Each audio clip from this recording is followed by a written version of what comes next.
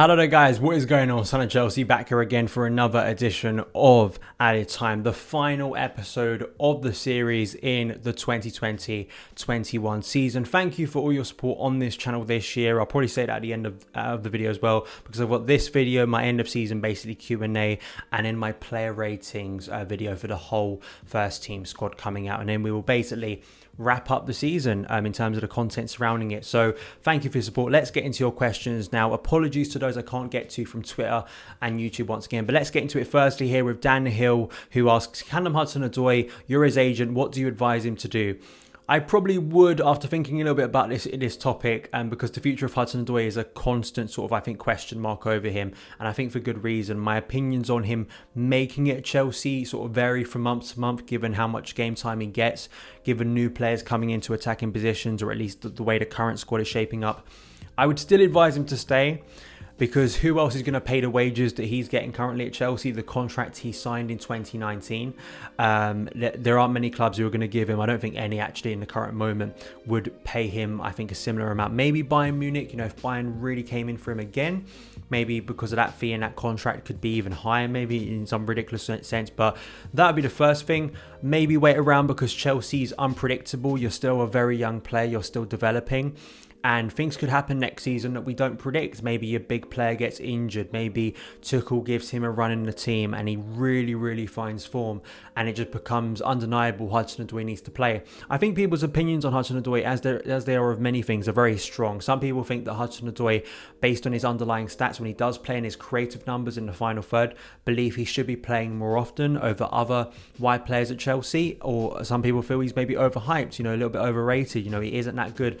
I sit kind of in the middle on Hudson-Odoi. Sometimes I see him and I think there is a quality player there. There is someone that can really flourish and add so much to the final third. I think his final third passing in particular is really impressive, really precise for a young player. I think the way he accurately finds key passes in those moments, I think is a real, maybe subtle thing in his game. I think deserves a lot more credit. The unfortunate thing with Hudson-Odoi, it's his injury, which I still think is impacting him. The amount of players Tuchel has, a few coaches now not really trusting him. We felt that Tuchel was going to be that guy right at the start, but really Reece James has come back in. Really, he's only played a right wing back, hasn't he, this year under Tuchel? So it's been hard for him. I just want to wait and see on this front.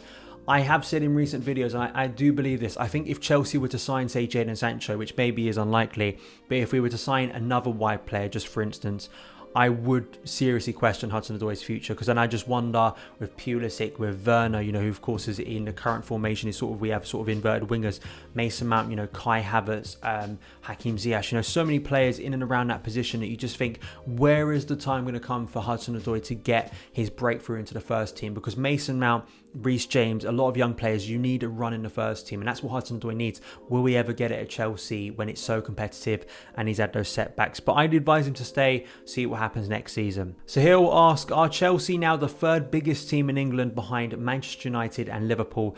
In terms of the biggest debate, I find a lot of this stuff tiresome, to be honest. I think a lot of it is just, posturing and sort of banter stuff that I just find a little bit reductive. I mean, I'm sure there'll be Arsenal fans who will scream to their blue in the face or red in the face in terms of them being the biggest club in London or biggest club in England or whatever it is.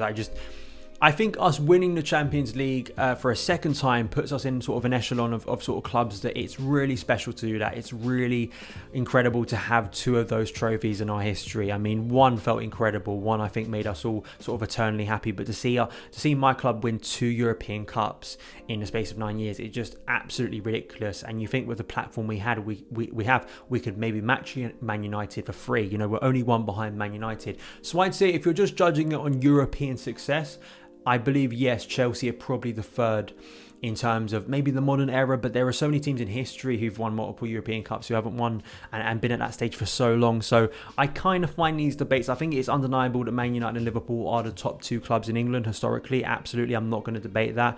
I think that's just honest, and I think that's just the obvious point. But Chelsea are getting up there, and the more success we have, the more we'll sort of increase in our stature, and we're already sort of there in terms of European sort of glory, and especially domestic glory in recent times, and I think that's only going to be improved in the coming years for sure. Christopher Arkwright says, how do you believe the absence of fans and short turnaround has impacted the way games have gone over the course of the season? Chelsea have had 5 games, Leeds, Leicester, Villa, FA Cup final and Champions League final with fans, and in 3 have really reacted to the fans. How important is that backing to get the best out of this team? I have looked this season at the amount of nil-nils Chelsea have had. I believe we've had 7. I think that's across all competitions, or it may just be in the Premier League. We've had quite a lot of nil-nils. And then I tracked it back over quite a way. And that's the most amount of goalless draws we've had in a very long time. And I do believe that's down to no fans. The amount of games that have sort of petered out, the Man United home game, Brighton at home, Wolves at home. There were several under Lampard earlier in the season, Sevilla, I think Man United again. There have been several games where I've definitely felt, non-Chelsea ones, that I think absolutely have lacked the urgency of a crowd that would push the team on in, say, the final 20 minutes to get a winner, that have really killed off games and made them feel more like training sessions. It has made the season more exhausting as well. Absolutely, mate. The short turnaround in games. I mean, the great thing about the Champions League final is it's the first game I personally feel like I've been able to savor and actually reflect on. Most of the season when I'm doing this channel, it's been when there's a game every 3 days, even big results that we've had, you get maybe 1 or 2 days to savor it at most, and then you're thinking about the next game. I'm setting up my preview, I'm setting up my review, and then it's into the next game. Hopefully next year with fans back, that will add more energy and maybe change the dynamic of a lot of these games. It doesn't mean you won't see ball draws, because at the end of the day we are watching an elite sport and sometimes teams will cancel themselves out, and there is the physical element. No fans and a congested schedule I think have made a lot of games quite dull and really impacted the quality and urgency you've seen over the course of the season. Shan asks, would Chelsea sustain their growth after this? I'm afraid this could end up like the era of Mourinho on his first stint. What's your thoughts on this? I mean, if this ends up under Tuchel like Mourinho's first stint, I mean, maybe you're thinking about the second stint in terms of a negative one. The first stint was brilliant with Mourinho. It really was. Yes, it ended in a bad way, but he had, he was here for how many seasons? 3.5 seasons, or just under that. At Chelsea the first time we won 2 Premier League titles. I mean, if we were to win back-to-back Premier League titles with, say, Thomas Tuchel, that would be astonishing. It really would. So I know what you mean. I think the sort of tone you're going for is that it's about building on the success right now, and that's something Chelsea haven't done when we previously won the Premier League in 2015 and 2017. We've had really underwhelming transfer windows that haven't improved the squad. We've actually gone into the next season with a worse squad. We haven't had a good pre-season. The preparation for defending the title hasn't been good. A little bit different because, European Cup compared to the Premier League, we aren't defending a Premier League title, and there is still that urgency with this squad that is something they need to achieve. So we haven't reached that peak with this squad yet, but absolutely the squad needs to build on this. This needs to be something that I think as a club we see as such a great springboard now with young players within the squad to build, to try and get the best players possible this summer. And if you can't, don't buy second sort of rate players. And that sounds harsh, but don't sign the B or C option. I think it has to be the A option. If you can't get it, we've got a pretty decent squad that's just won the European Cup, and then try for that number 1 target maybe in January or next summer. That would be my preferred thing. And hopefully with Tuchel, with the money we can invest this summer, we'll see that improvement and then go on and hopefully challenge seriously for the Premier League title next season. Rachel asks, glimpses of things like moments of play, improvement in players, etc. you saw this season. It gives you lots of hope of what's coming next. Several things I think under Tuchel, because I think you have to assess it under Tuchel now moving into next season. I think the way we've mastered off the ball movement and off the ball defending, I think has been exceptional. It really has. That's been the big improvement under Tuchel that's consistently been there. I think on the ball we've got better. I think we can get a lot better, in particular in games where Chelsea are expected to win. I think that's the big thing, and that was actually, funny enough, something I was saying at this time last year. In games where teams come up against us in a low block, that's going to be the key ingredient for a better title challenge. Chelsea beating the teams you expect them to beat. The big frustration with Chelsea, and this feels like quite an historic thing too, that we win the games you don't expect us to, but we lose the games you expect us to win. So that is something we absolutely need to improve on next year. I think the way the wing backs have worked, I'm just intrigued to see what Tuchel does with the formation, whether he sticks with the wing backs, the way we transition. I think the fast way we break now, using players like N'Golo Kante and Mason Mount. Mason, I think, is maybe in in the perfect position, because we know he can play really good as a number 8, but he's not sort of a deeper line midfielder. He can go there at times, but I think his best position is maybe just as that sort of inverted winger or number 10, where he's drifting to the left. We've seen how devastating he can be for Thomas Tuchel. And seeing Kai actually as a number 9, very easy to say after he scored the winner in the Champions League final, but I think this is something I would have said pre that as well. Seeing how he started to flourish as that number 9 really feels a lot more confident and comfortable at Chelsea now, and is starting to find those pockets of space. I think in terms of consistency, the front three as well, Timo Werner. So there are many things I think that excite me about this team with new additions going into next season. I think you can see what Tuchel is working on, and this is with limited time. Think about if he could have a bit more time in pre-season to work on sort of his principles and get into the team maybe new ideas, new patterns of play to move into next season. So I'm excited about those couple of things right there. Nishal, a great guy, I've had him on the channel earlier in the season, asked, compared to your expectations at the start of the season, which player has surprised you the most? I think it has to be Andreas Christensen.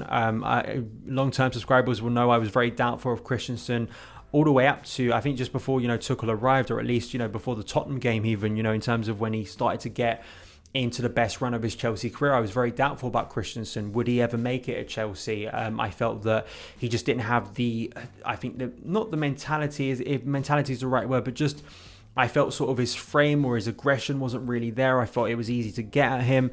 I think when that changed for me was seeing him, say, against Sheffield United, a game where you had to be more physical.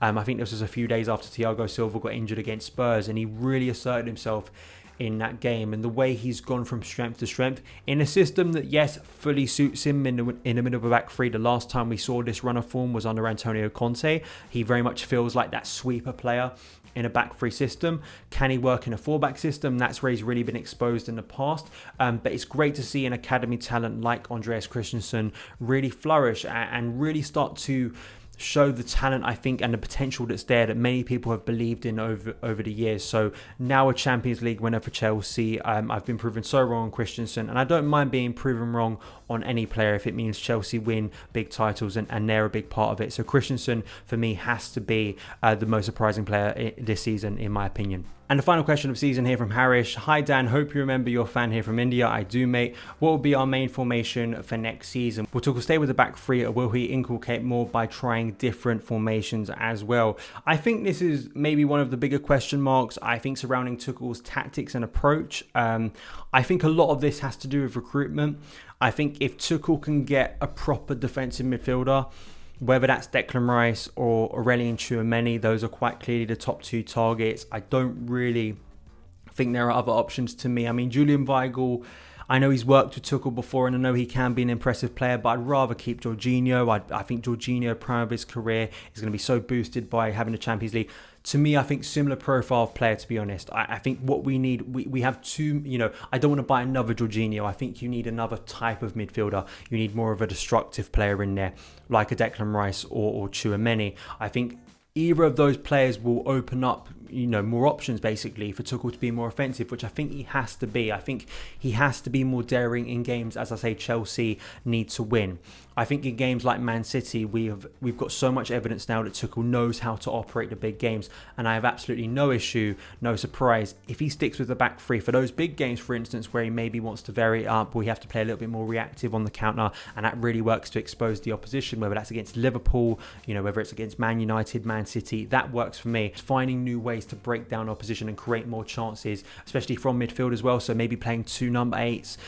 We've seen Mount and Ziyech play that role before recently for Tuchel. So what we know about Tuchel since the moment he came in, when you studied his career before Chelsea, he is a flexible coach. He will change things up. He will vary things up, not only in terms of personnel, but I also think in terms of approach. And I think a pre-season, will give him more freedom and flexibility to sort of prepare the team for that. But thank you guys so much for taking the time to watch the final episode of Added Time this year. Thank you for all of your support. As I say, going to have my player ratings video. That is going to be sort of the final video this season in terms of sort of like analysing the season in full, with of course the player ratings and judging every single player in the first team squad. Thank you for your questions. Follow me on Twitter at SonOfChelsea. Have a great day, and I'll see you again.